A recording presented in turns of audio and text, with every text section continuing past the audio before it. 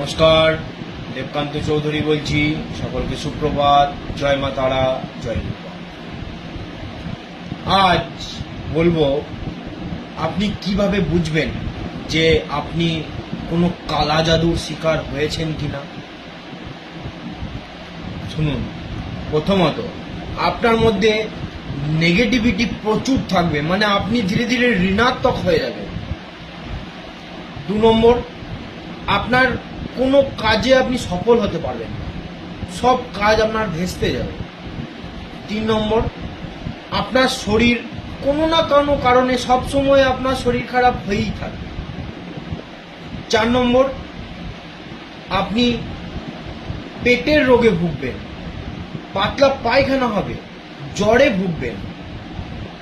5 নম্বর, আপনার খাবারের প্রতি অনীহা জন্মে যাবে।